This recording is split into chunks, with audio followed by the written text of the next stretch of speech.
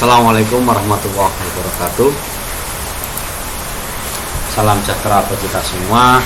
Saya Prapto Muntoko, salah satu penyaji dalam MPLS SMA Negeri 1 Petarukan, yaitu masa pengenalan lingkungan sekolah.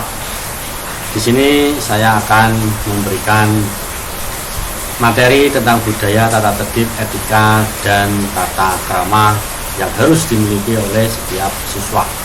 Baik, jangan lupa patuhi protokol kesehatan, jaga imunitas, dan tetap berada di rumah.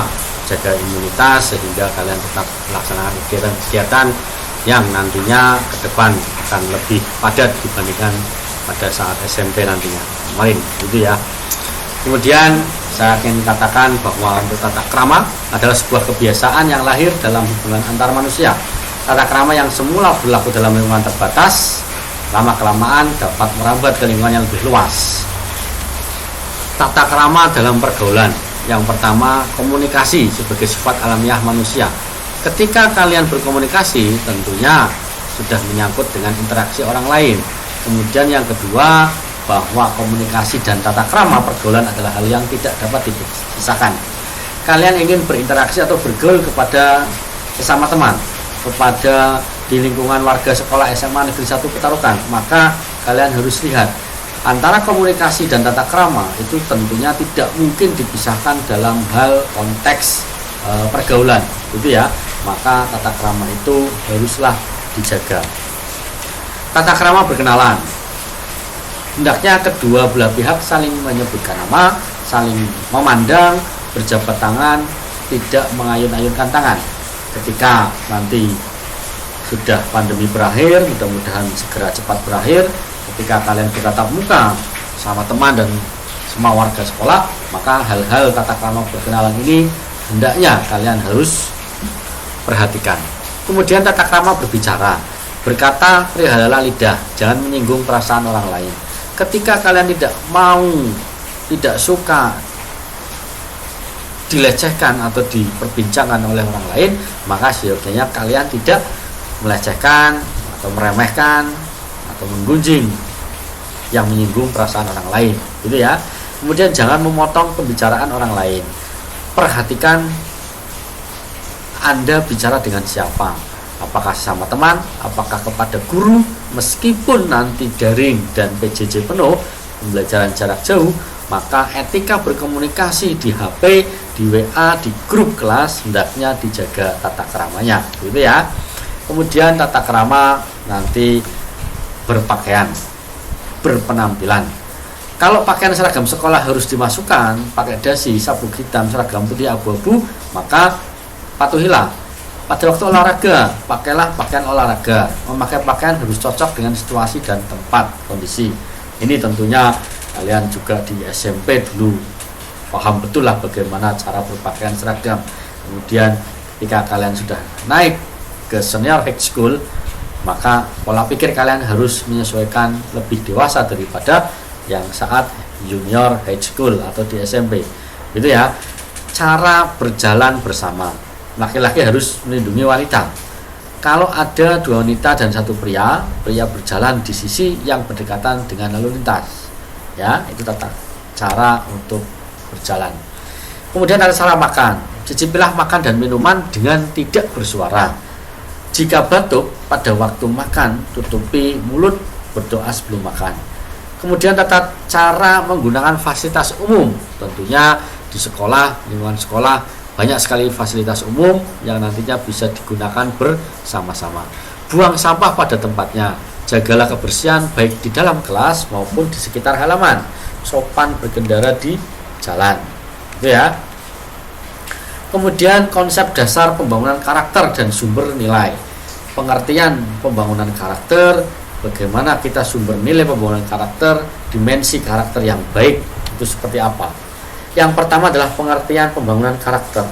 Membangun karakter atau karakter building adalah suatu proses atau usaha yang dilakukan untuk membina perbaikan dan atau membentuk tabiat, watak, sifat, kejiwaan, akhlak atau budi pekerti insan manusia masyarakat, sehingga menunjukkan perangai dan tingkah laku yang baik berlandaskan nilai-nilai Pancasila.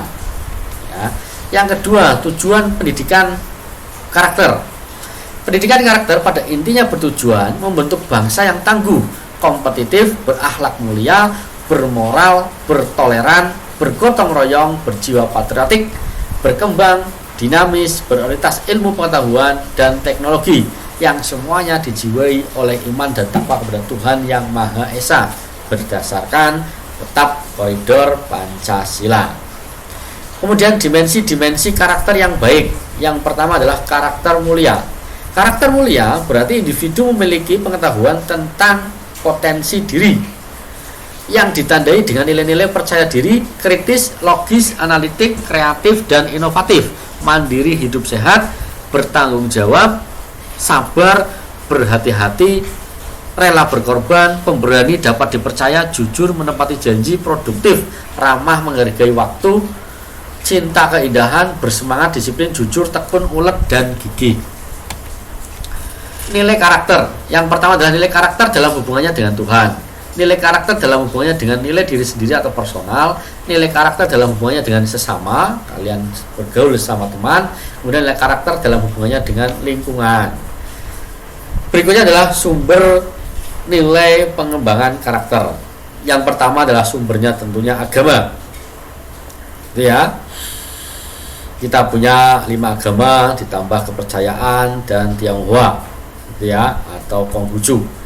Kemudian Pancasila adalah hal dasar dari filsafat bangsa Indonesia, harus kita taati sumber-sumber nilai pembangunan karakter ini.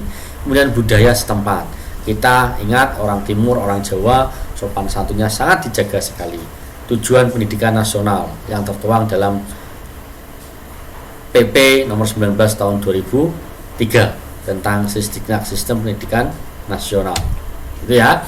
Saya berikan contoh foto-foto Smart Senior High School atau orang-orang SMA yang cerdas, berpakaian yang bagus, rapi di seluruh dunia. Ya. Semakin tinggi tingkat kecerdasan seseorang, semakin tinggi pula sifat tata krama dari orang itu. Ya, kita lihat di Jepang sampai menundukkan kepala.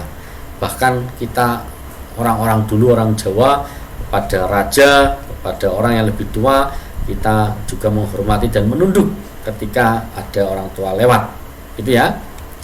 Nah, ini adalah hal-hal smart student ya, bahwa seragam itu menunjukkan kebersamaan, menunjukkan kecerdasan tingkat intelektual siswa. Gitu ya. Thank you. Ya, jadi ini yang bisa kami sampaikan, mudah-mudahan bermanfaat. Jika ada hal-hal yang perlu dikonfirmasi dan ditanyakan, silakan klik like dan subscribe serta tulis di kolom komentar. Jangan lupa. Gitu ya. Sekali lagi itu juga sebagai absensi kalian, like dan subscribe serta kalau bisa di-share sudah tidak apa-apa. Demikian presentasi dari saya, mudah-mudahan bermanfaat. Saya Prapto Muntoko MPD, penyaji materi budaya, tata krama, etika dan pendidikan karakter dari siswa dalam masa pengenalan lingkungan sekolah. Mohon diri, jaga kesehatan, jaga imunitas, jangan lupa bahagia. Sekian, assalamualaikum warahmatullahi wabarakatuh.